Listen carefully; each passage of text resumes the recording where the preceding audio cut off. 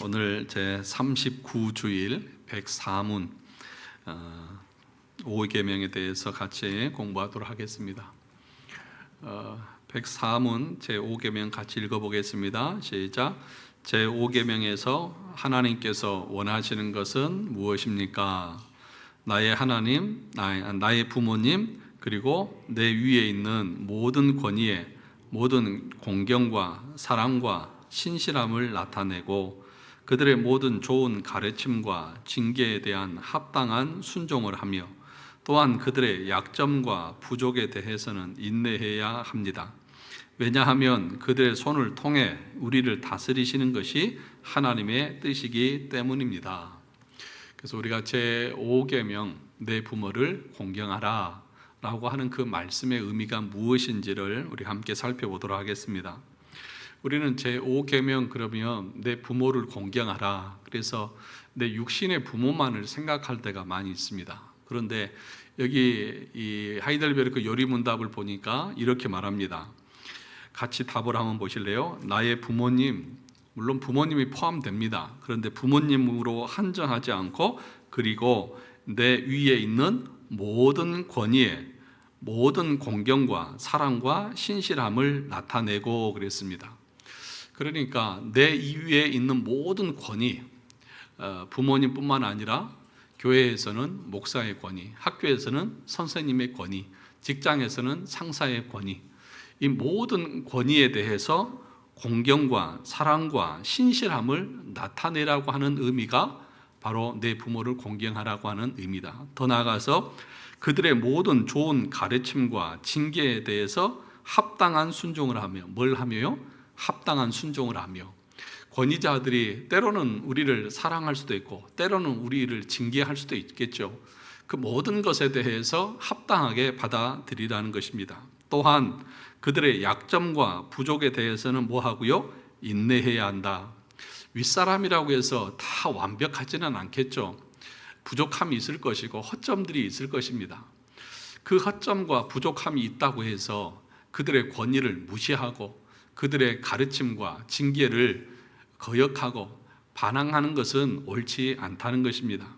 부족함이 있을 때에는 어떻게 하면 됩니까? 같이 기도해 주는 겁니다. 인내하면서 기도하는 것입니다. 그것이 이 사계명에서 말하는 것이다. 왜냐하면 그들의 손을 통해서 우리를 다스리는 것이 누구의 뜻이라고요? 하나님의 뜻이기 때문이다. 그러니까 하나님께서는 이 세상에 질서를 부여하셨죠. 또 권위를 부여하셨습니다. 그래서 모든 권세는 어디서부터 나온다고요? 위로부터 온다고요. 그러니까 하나님께서 모든 권세를 주셨다고 하면 나보다 위에 있는 권세자들은 하나님이 세우셨다고 하는 그 전제하에서 우리는 관계를 맺어 가야 하는 것이죠. 그래서 그 내용을 오늘 하나씩 살펴보도록 하겠습니다. 첫째, 1계명과 5계명의 연관성 그랬습니다. 무슨 얘기냐 하면 내 부모를 공경하라, 이 말은 10계명의 두 번째 판의 첫 번째 계명이죠. 1계명에서부터 4계명까지는 하나님에 관련된 것이고 5계명부터 6계명까지는 우리 인간에 대한 책임과 의무를 담고 있는 것입니다. 그런데 제일 첫 번째가 뭐예요? 내 부모를 공경하라. 이것은 앞에 4계명과 연관된다는 것입니다. 다시 말하면 하나님을 참으로 사랑하고 섬기는 자들에게 명령하는 것이 내 부모를 공경하라는 것입니다. 그래서 정말 하나님을 사랑하고 또 하나님을 예배하고 믿음으로 산다고 하면 자연스럽게 부모를 공경하고 모든 권위자들을 공경하고 또 그들의 가르침과 징계에 합당하고 신실하게 따라가는 것은 자연스러운 것이다. 그러면 하나님을 믿지 않으면서 이 세상에서 효도하는 그런 효자들이 있잖아요. 그러면 그 사람들은 제5계명을 온전하게 순종하는 것입니까? 안 하는 것입니까? 아리송합니까? 아니, 하나님을 믿지 않아요. 그런데도 세상에는 효자들 많이 있잖아요. 부모를 잘 공경하는 사람들. 그러면 그 사람들은 5계명을 잘 지킨 것입니까? 못 지키는 것입니까? 이제 D만 지킵니다. 이것만 나와요. 못 지키는 거예요? 잘 지키는 거예요? 못 지키는 거죠. 왜요? 하나님을 사랑하는 것에서 같이 연결되어져서 나오는 거기 때문에 그렇다는 것입니다. 그 얘기를 하고 있는 것입니다. 이 페이지 보시면 부모의 사랑은 하나님의 사랑의 반영이다 그렇게 얘기했습니다. 왜냐하면 부모는 이 세상에서 누구의 대리자이기 때문입니까? 하나님의 대리자입니다. 그러니까 하나님께서는 부모의 사랑을 통해서 하나님의 사랑을 보여주시는 거예요. 부모가 자식을 사랑하는 것은 조건적입니까? 무조건적입니까? 바로 안 나오는 거 보니까 조건을 보고 이 자식이 좀 잘하면 사랑해주고 안 하면 사랑 안 하고 그러시는 부모님도 계신 것 같은데, 부모의 사랑은 어찌 보면 무조건적이죠. 그렇지 않습니까? 사랑은 내리사랑이라고 그러면서 자녀들을 사랑하는 부모의 사랑은 조건 없습니다. 무조건적입니다. 그냥 어떻게 보면 맹목적이죠. 예. 그러면 자녀들은 부모에 대해서 무조건적일까요? 조건적일까요? 조건적이에요. 자녀들은 무조건적이지 않습니다. 그러니까 하나님이 자녀를 그러니까 우리 부모가 자녀를 사랑하는 것은 무조건적이에요. 그런데 자식들이 부모를 공경하는 것은 무조건적이지 아니고 조건적입니다. 그렇지가 않아요. 그러면 하나님이 우리를 사랑하시는 것은 조건적입니까? 무조건적입니까? 왜 자꾸 헷갈리세요? 하나님이 우리를 사랑하시는 것은, 우리를 선택해서 자녀 삼아주신 것은 조건을 보고 선택했다고 그랬어요? 무조건적으로 선택했다고 그랬어요? 무조건적이잖아요. 그러니까 부모가 자식을 사랑하는 것은요, 무조건적이에요. 그것은 하나님이 우리를 사랑하실 때에 그렇게 사랑하신다고 하는 것을 부모를 통해서 보여주신 거예요. 그런데 자녀들은 그 사랑을 받고 감사해서 부모에게 효도합니까? 하는 자식도 있겠지만 부모가 쏟은 그 사랑에 비하면 자식들이 부모에게 효도하는 것을 보면 변변치 못해요.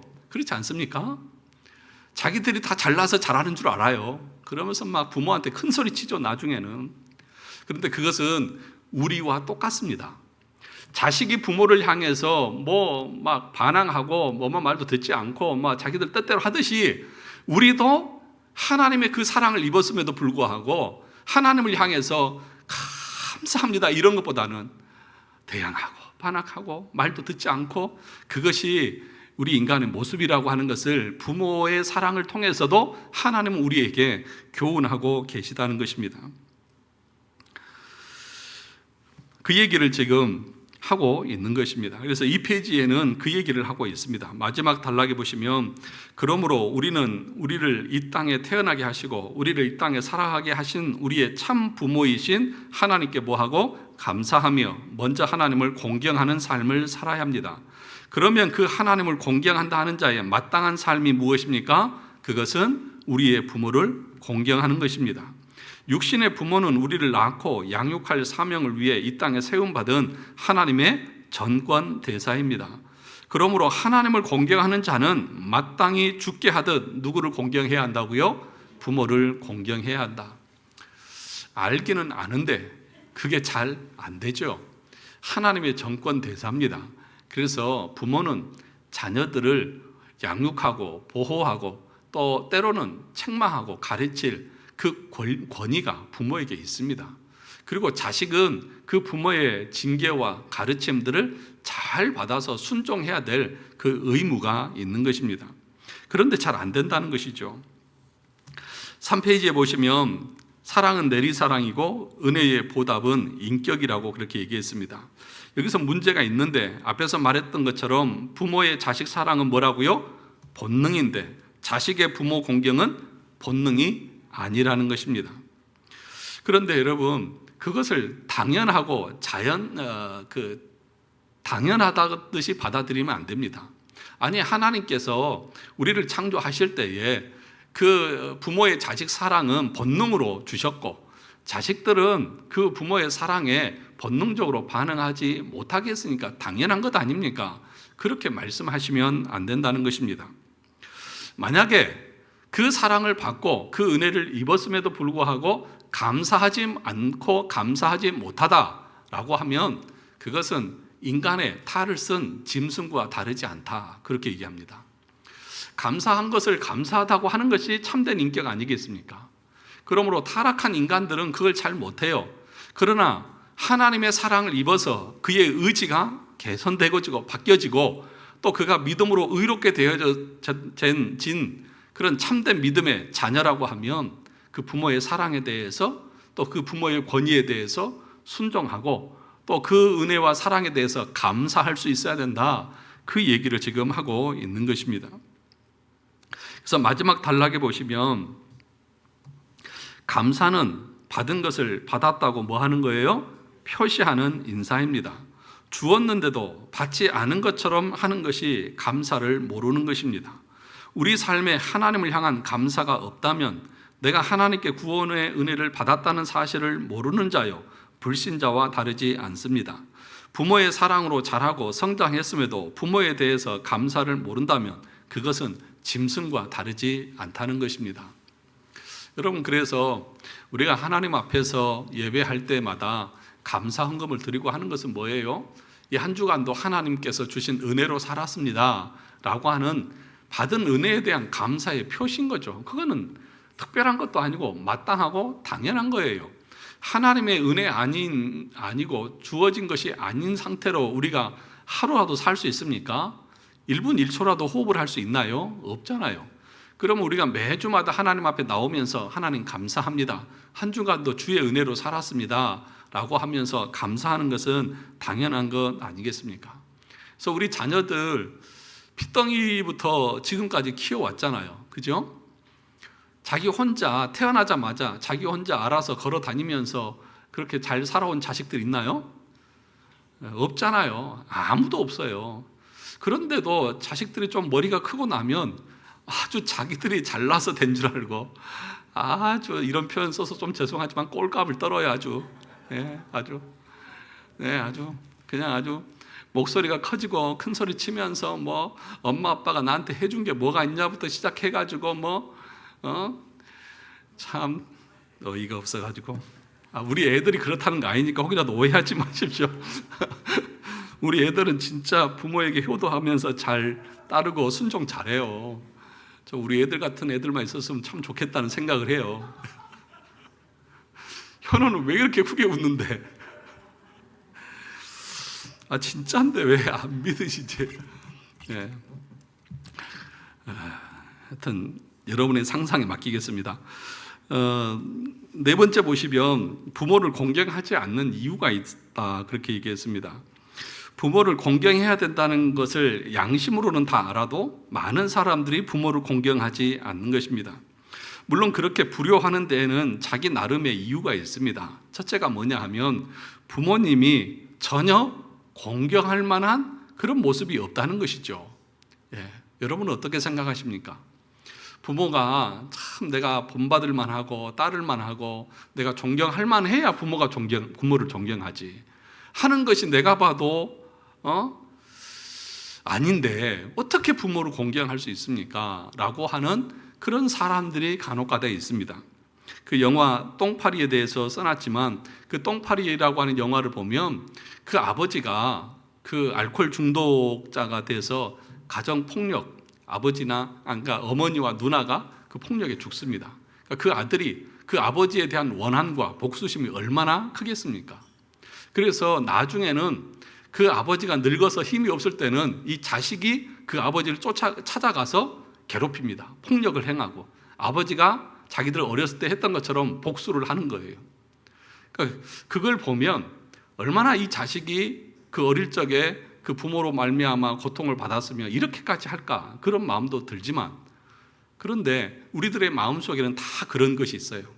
부모가 공경할 만해야 되고 또 목사님이 존경할 만해야 되고 직장의 상사가 존경할 만해야 존경을 하지, 저런 인간을 내가 어떻게 존경할 수 있습니까? 라고 하는 그런 마음의 반항심들이 있습니다. 그럼 물어보겠습니다. 여러분들은요? 여러분들은 얼마나 존경을 받을 만하신지요? 저는 그렇게 물어보고 싶어요. 하나님께서 우리를 선택하실 때에 우리가 구원을 받을 만한 자격이 있어서 우리를 선택하셨습니까? 이쁜 구석이 있어서 우리를 선택하셨나요? 그러면 여러분도 여러분의 위에 있는 권위자가 조금 여러분들이 보기에 부족한 부분이 있다고 그분을 공경하지 않는다, 순종하지 않는다, 그러면 여러분들이 하나님의 그 사랑을 받을 자격이 없는 사람들 아닙니까?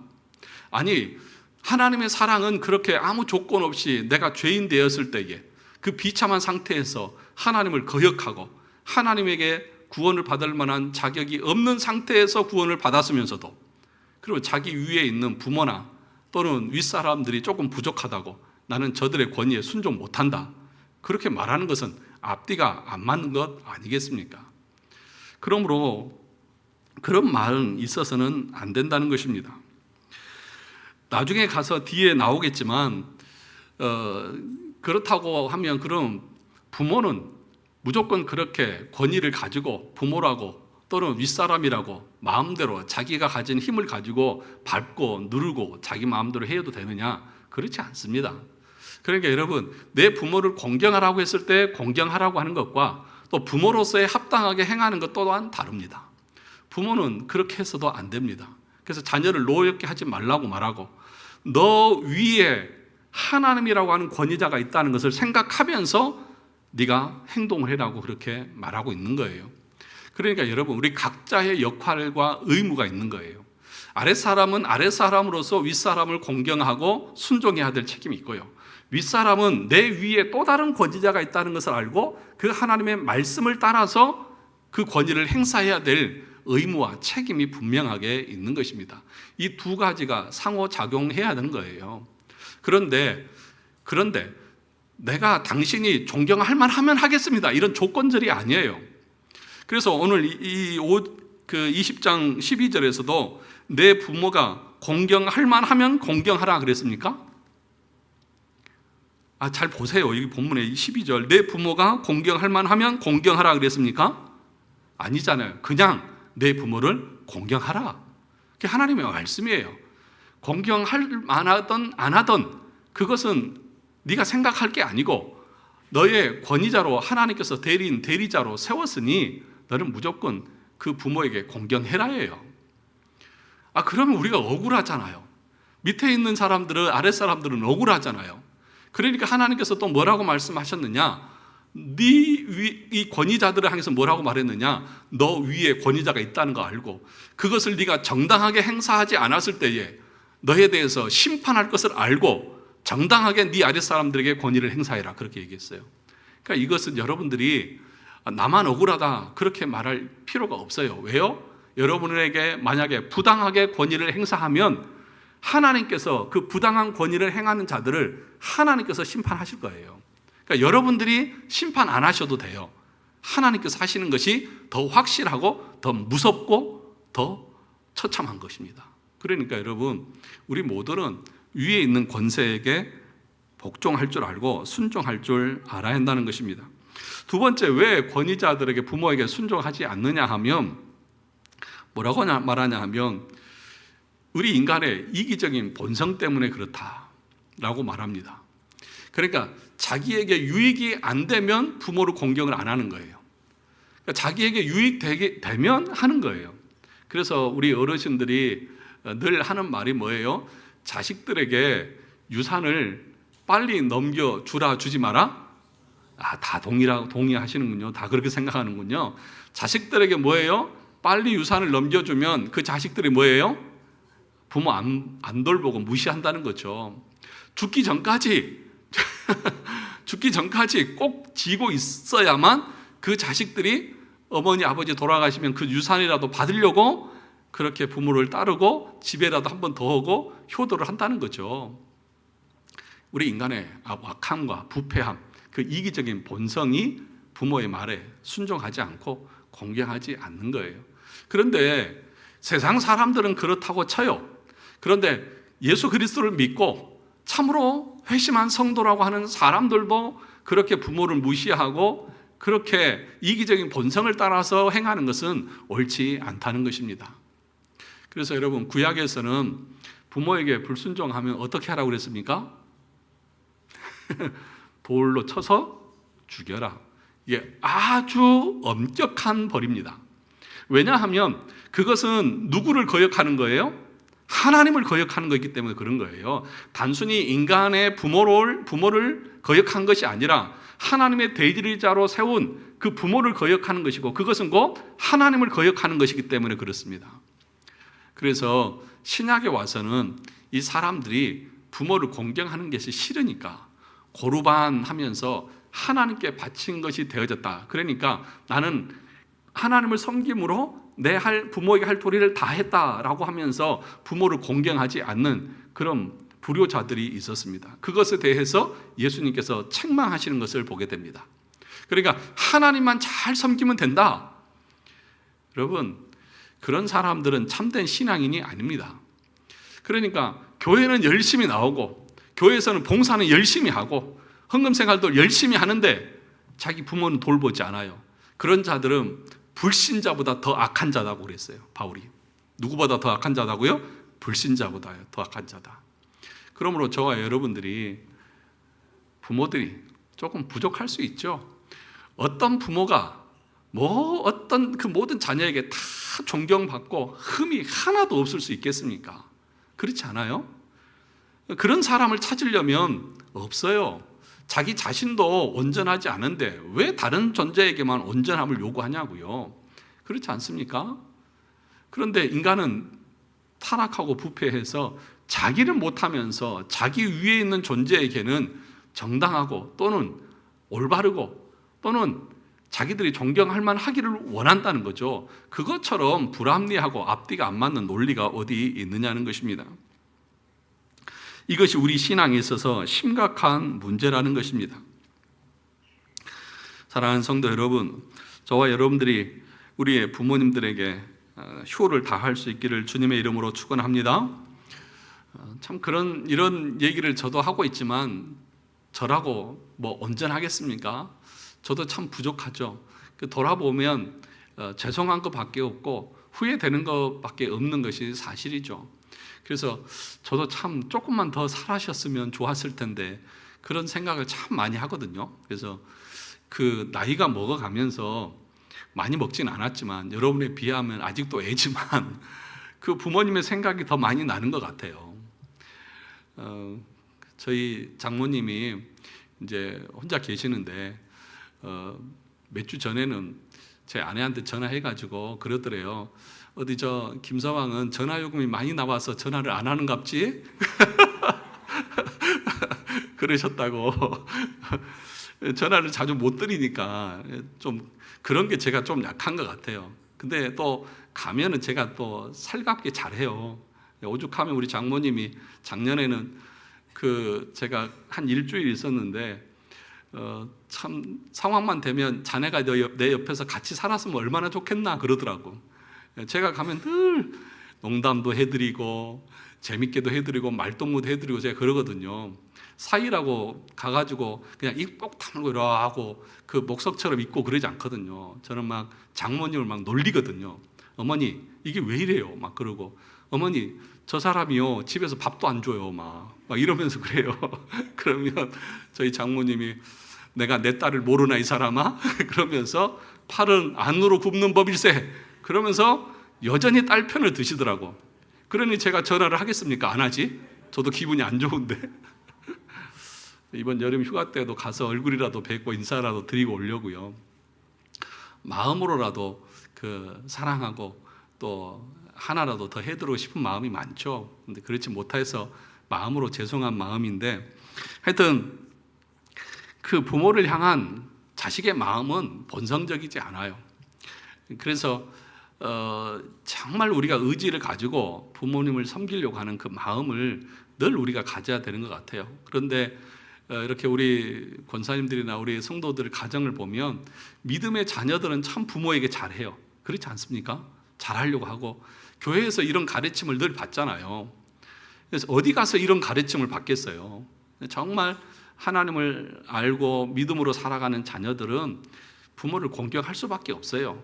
그것이 참된 신앙인의 모습이기 때문에 그런 것입니다. 자, 왜 우리가 부모를 공경해야 되느냐? 6페이지 보시면 여기에 두 가지 이유가 있다고 했습니다. 첫째는 뭡니까? 부모의 권위를 세우신 분이 누구이기 때문에? 하나님이시기 때문에. 그래서 부모가 조금 부족해도 조금 내 마음에 안 들어도 또 여러분들에게 특별하게 많은 재산을 물려주지 않아도 못해도 부모를 공경해야 합니다. 우리 자녀들은 우리 아내가 저에게 늘 하는 말이 있습니다. 엄마 아빠 빚만 남겨두지 말고 가세요 그러더라고요. 유산은 기대도 안 하니까 뭐 돈도 없고 재산도 없는 거 아니까 빚만 남겨두지 말고 가라. 그래 내가 그 정도는 내가 해줄 수 있다. 네, 그렇게 살고 있습니다. 그래서 우리 자녀들은 돈 때문에 부모를 공경할 것인가 안 할 것인가는 고민을 안 할 것 같아요. 고민을 제가 덜어준 것이죠. 예. 그래서 부모 공경은 조건이 아니라 무조건적으로 그 말에 순종하고 그 권위를 인정해야 된다. 그 이유는 그 권위를 누가 주셨기 때문에? 하나님께서 주셨기 때문에. 그래서 하나님을 공경하는 것과 부모를 공경하는 것은 다른 것이 아니다. 그래서 육신의 부모를, 보이는 부모를 공경하지 못하는 자가 어떻게 보이지 않는 하나님을 섬길 수 있느냐? 섬길 수 없다. 그건 거짓말이다. 반대로 말하면 네가 참된 믿음이 있다고 하면서 네 부모를 그렇게 홀대하고 부모의 말을 무시하고 그렇게 부모를 학대할 수 있느냐? 그건 거짓 신앙이다. 그러므로 여러분, 자녀들이 부모에 대해서 올바르게 효도하도록 가르치는 것은 성경의 가르침이고 그의 영혼을 위해서도 반드시 가르쳐야 합니다. 그렇지 않으면 폐륜화가 되고 하나님의 심판과 징계가 그 자녀들 머리 위에 임할 것입니다. 그것이 두렵지 않습니까? 그러니까 자녀들에게 효도를 가르쳐야 하죠. 왜요? 내가 안 해도 하나님이 직접 하시겠다는데 내 부모를 공경하라 말하는데 듣지 않는 자들은 돌로 쳐 죽이라고 했고 그것은 참된 신앙이 아니라고 했으니까 우리 자녀들이 참된 믿음 안에서 부모의 권위에 순종할 수 있도록 가르치는 것이 그의 영혼을 구원하는 것이고 참된 삶을 살게 하는 것 아니겠느냐는 것이죠. 두 번째로는 이유는 그리스도의 무조건적인 은혜를 우리가 받았기 때문이죠. 그리스도께서 우리를 사랑하실 때 우리가 사랑받을 꼬투리가 있어서 사랑하셨습니까? 만일 그랬다면 이 세상에 구원받을 사람이 한 사람도 없을 것입니다. 그러므로 부모가 존경할 만해서 사랑한다. 그 말은 하나님, 내가 사랑할 만하고 구원받을 만한 자격이 있으니까 나는 구원받았습니다. 이 말과도 같은 거잖아요. 누가 그렇게 말할 수 있습니까? 그러므로 우리는 부모의 말이나 위의 권세자들의 그 권위에 대해서 무시하지 말고 순종하는 태도를 가져야 하는 것입니다. 다섯 번째, 6페이지 마지막에 보시면 5계명은 모든 권위에 대한 순종을 명한다 그랬습니다. 어떤 권위요? 모든 권위. 부모뿐만 아니라 육신의 부모뿐만 아니라 영적인 부모. 영적인 부모가 누굽니까? 목회자죠. 그래서 저 아는 목사님이 그러시더라고. 노회장 목사님이 그러시더라고요. 자기 교회에 어버이 주일만 되면 80, 90 된 권사님이 봉투를 하나 들고 온대요. 여러분에게 어버이 주일에 봉투 가져라 이런 얘기 하는 거 아니니까 혹시 오해하지 마세요. 그분이 그러시더라고. 그래서 젊은 목사가 그런 걸 받으니까 아이고 권사님 제가 나이가 어린데 어떻게 이런 걸 이렇게 안 가져오셔도 된다고 그러니까 그분이 목사님은 나이가 어리셔도 저의 영적인 부모입니다. 부모에게 이런 거 드리는 것이 뭐가 잘못됐습니까? 그러면서 어버이 주일만 되면 그렇게 가져오신대요. 해마다. 저도 기대를 해봐야 되겠어요. 그래, 무슨 얘기냐? 제가 비록 어리지만 여러분보다 한참 여러분은 자녀 같은 나이지만 그러나 여러분의 영혼을 이끌어가는 영적인 부모인 것은 맞잖아요.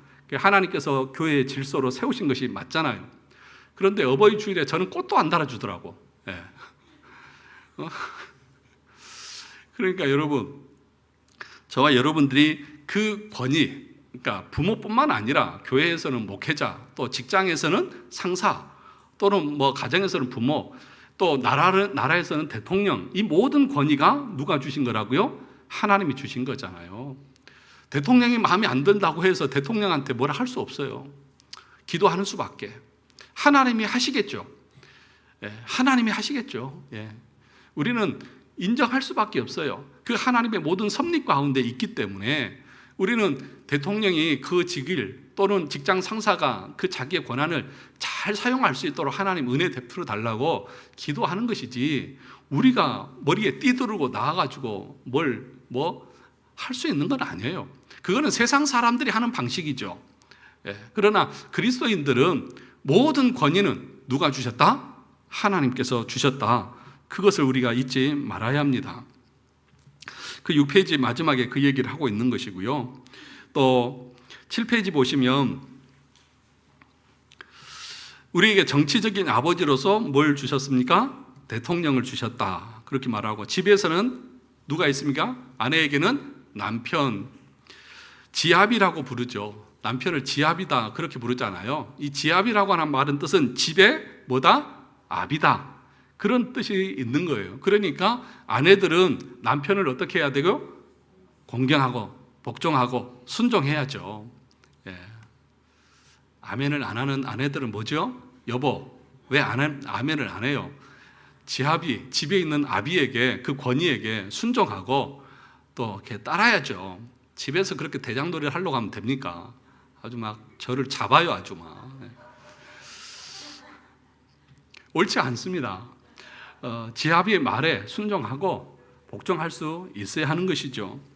그렇다고 해서 그 지아비가 남편이 그래 내가 가정의 머리니까 내 마음대로 하라고 했습니까? 아니잖아요. 에베소서에 보면 뭐라고 했어요?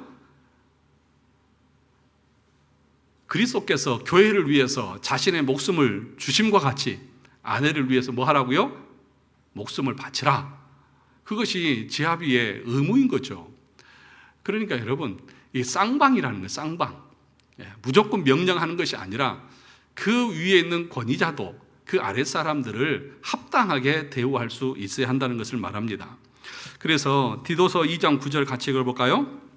시작. 종들은 자기 상전들에게 범사에 순종하여 기쁘게 하고 거슬러 말하지 말며, 골로새서 3장 22절 종들아 모든 일에 육신의 상전들에게 순종하되 사람을 기쁘게 하는 자와 같이 눈가림만 하지 말고 오직 주를 두려워하여 성실한 마음으로 하라.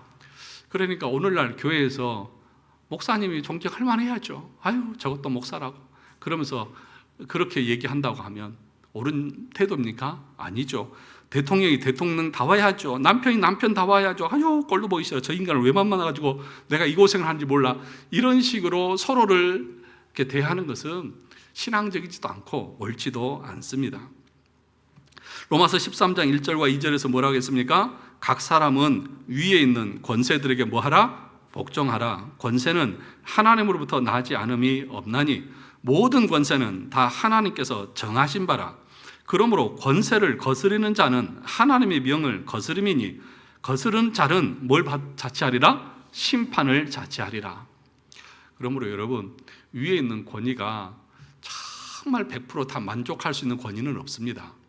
그런데 그 권위는 하나님이 세워주셨습니다. 대통령부터 시작해서 교회에는 목회자, 또 가정에는 남편, 직장에는 상사, 학교에는 선배, 이런 것들이 다 하나님이 우리의 삶의 섭리 가운데 세워주신 것이라고 하면 그것에 대한 전제로 우리는 그것들을 존경하고 그 권위를 인정하면서 서로 순리적으로 잘 따라갈 수 있는 그런 삶을 살아야 한다는 것이죠. 에베소서 6장 5절과 7절을 볼까요? 종들아 두려워하고 떨며 성실한 마음으로 육체의 상전에게 순종하기를 누구에게 하듯? 그리스도께 하듯 하라. 눈가림만 하여 사람을 기쁘게 하는 자처럼 하지 말고 그리스도의 종들처럼 마음으로 하나님의 뜻을 행하고 기쁜 마음으로 섬기기를 주께 하듯 하고 사람에게 하듯 하지 말라. 자, 8페이지 보시면 이쯤 되면 이제 높은 위치에 있는 사람, 윗사람, 부모는 뭐라고 말할 수 있을까요? 야, 오늘 여러분 어떠세요? 우리 자녀들이 오늘 와서 이 목사님의 말씀을 들었어야 하는데 그런 생각을 가지시나요? 우리 애가 말도 안 듣고 부모 말도 안 듣는 우리 애들이 와서 이 말씀을 들었어야 하는데 그런 생각 들지 않습니까? 그런데 이 계명에는 숨은 의도가 있습니다. 그 밑에 제5계명에는 다음과 같은 하나님의 의도가 숨겨져 있습니다. 내가 아랫사람으로부터 공경을 받고 싶으냐? 그러면 내가 공경받을 짓을 해야 한다. 먼저 너 자신이 제1 권위이신 하나님을 공경해라. 그리고 내가 너에게 그런 권위를 준 목적을 생각하고 너의 의무와 무엇을 다하라? 책임을 다하라. 이것이 이 5계명 속에 담겨 있는 거예요. 그러니까 항상 계명은 양쪽의 반대편을 생각해야 합니다. 그러니까 내 부모를 공경하라 그랬으면 반대로 부모들은 부모다운 삶을 살아라. 이게 두 가지가 항상 공존한다는 사실들을 여러분 잊지 말아야 합니다. 그러니까 단순하게 내 부모를 공경하라 했지 않느냐 이놈아, 그러면서 이렇게 야단치라고 이 계명을 주신 것이 아니라 반대로 네가 부모로서의 네 역할을 다해라. 네 위에 권위자로 하나님이 있다는 사실을 알고 네가 하나님을 섬기듯이 네 자녀들에게 속에서도 그런 모습을 보여라. 이 계명이 같이 들어있는 거라는 사실을 우리가 놓치지 말아야 한다는 것입니다.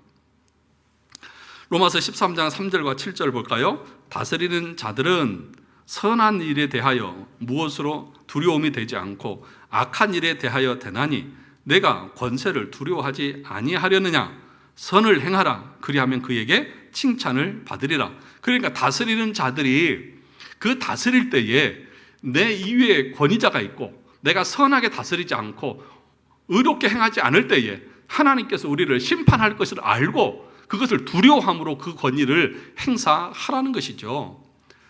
그런데 우리는 이것을 모르니까 교회에서도 목사가 지가 대장인 줄 알고 자기 마음대로 다 하려고 그러고 하나님이 없어요. 말씀의 그 다스림과 그 통치 아래에서 함께 일을 해야 되는데 그렇지 않은 경우가 많잖아요. 그래서 오늘날 교회를 욕할 때 뭐라고 말합니까? 목사가 큰 교회들은 제왕적이다 그렇게들 부르잖아요. 왕 같아요. 자기 말이면 다 되는 것처럼. 그런 교회는 올바르지 않습니다. 목사가 모든 것을 좌지우지하는 교회는 성경적이지 않습니다. 목사가 권위가 있죠. 그런데 그 권위는 어떻게 행사되어져야 됩니까? 하나님의 말씀대로, 선하신 의도대로 그 하나님을 공경하는 자세에서 이 권위가 행사되어져야만 되는 것이지, 그렇지 않고 자기 마음대로 할 수 있다? 그것처럼 옳지 않은 것이 없어요. 그래서 그런 것을 가리켜서 웨스트민스터 신앙 고백서에서는 뭐라고 말했냐면 적 그리스도다. 무서운 말입니다. 교회에서 내 말 한마디면 다 돼. 내 뜻대로 내가 다 할 거야. 이런 사람들을 웨스트민스터 신앙 고백서에 뭘 하겠다고요? 적 그리스도. 그래서 여러분, 교회에서 대장 노릇하려는 사람들 있잖아요. 자기 마음대로 하려고 그러고 자기 뜻대로만 하려고 그러고, 그가 누구라고요? 적 그리스도. 그리스도를 대적하는 자들입니다. 그러므로 어느 누구도 그렇게 하나님의 교회를 섬겨서는 안 됩니다. 자, 그 밑에 보시죠. 자, 9페이지 보겠습니다. 성도는 그럴지라도 그 권위에 순종해야 된다. 분명한 사실은 자신의 의무와 책임을 망각하고 자신의 신분과 힘을 이용해서 아랫사람을 고통스럽게 하는 자는 반드시 누가 심판받을 것이다? 누구에게? 하나님께 심판받을 것이라는 사실을 알고 그 권위자의 위치에서 그 일을 감당해라, 그렇게 말합니다. 그러므로 여러분, 특별히 앞에서 이끌어가는 사람들은 더 큰 심판 받을 줄 알아야 돼요.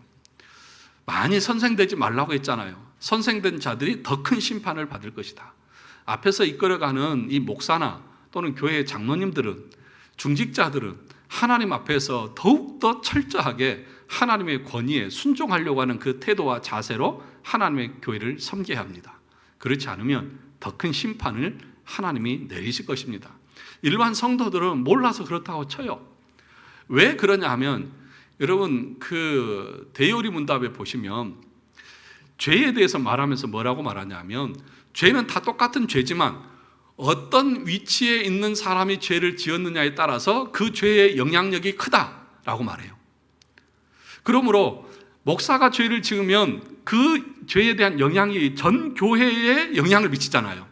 그런데 여러분 한 사람이, 성도 한 사람이 죄를 지으면 자기밖에 영향 없어요. 그 주변에 몇몇 사람밖에 없어요. 그러므로 앞에 있는 지도자들의 죄는 하나님이 더 크게 엄하게 다스린다고 말하고 있어요. 그럼 얼마나 두려워요. 그 권위를 알고 그것을 안다고 하면 우리가 어떻게 감히 자기 마음대로 함부로 그렇게 할 수 있겠느냐는 거죠. 그런 원리를 모르니까 맨 앞에서 대장 노릇 하려고 그러지요. 더 큰 심판 받을 줄도 모르고. 자, 그 다윗과 사울의 예가 좋은 예라고 그렇게 들어줬는데, 여러분 다윗은 어때요? 사울이 다윗을 죽이려고 하잖아요. 그런데 다윗이 무슨 잘못을 했어요? 없어요. 그런데 사울은 전 군사를 거느리고 다윗을 죽이기 위해서 혈안이 돼서 쫓아다녀요. 다윗이 죽일 수 있는 기회가 2번이나 있었어요. 그런데 죽여요, 안 죽여요? 안 죽여요. 동굴에 피했을 때도 그 옷자락만 베고, 또 잠자는 그 막사에 들어갔을 때도 그냥 칼만 하나 들고 나오지 안 죽여요. 옆에 있는 군사가 이거 하나님이 주신 기회입니다. 말만 하면 제가 한 번에 다 죽이겠습니다. 여호와께서 기름 부은 자를 손대지 마라. 자기가 보복하지 않아요.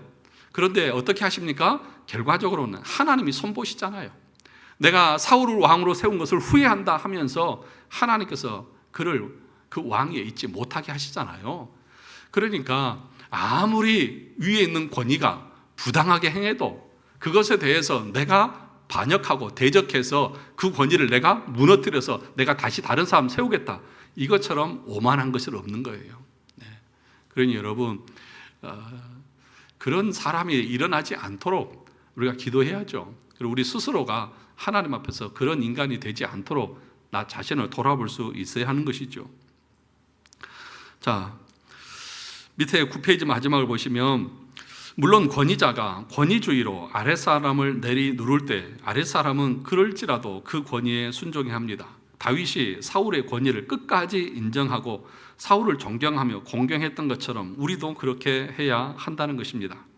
그러나 그 인내하는 고통은 다윗의 인생에서 보는 것처럼 이루 말할 수 없는 고통입니다. 그러나 또 한편으로 생각해 보면 그것이 다윗에게 좋은 훈련이 되었다는 것도 우리는 생각해야 합니다. 그러므로 여러분, 위에 있는 권위를 무시하면 안 됩니다. 권위주의는 잘못됐죠. 사울과 같이 자기가 왕이라고 그 권위를 함부로 휘두르는 것은 권위주의죠. 잘못되어졌습니다. 그러나 정당한 권위까지 부정하는 것은 그것은 옳지 않습니다. 그래서 그런 비유를 쓰잖아요. 목욕물 버린다고 애까지 버려버렸다고. 그러니까 권위주의를 버린다고 권위까지 없애버렸어요. 그래서 교회에서 목사의 권위가 없어요. 우리 교회는 아니죠. 우리 교회는 아닌 것 같아요. 저를 막 함부로 대하고 그런 분은 없으니까. 여러분, 목사 교회에서는 그 질서가 목사에게 권위를 주었어요. 어떤 권위예요? 말씀으로 성도들을 가르치는 권위를 주셨어요. 그래서 여러분들이 저한테 함부로 하시면 안 돼요. 여러분, 저한테 함부로 하시면 안 되는 거예요. 예. 왜 그렇습니까? 제가 무슨 인격이 고상하고 또는 뭐가 학위가 몇 개고 많고 막 이래서가 아니라 뭐예요? 이 교회에 담임 목사는 누가 세우셨기 때문에?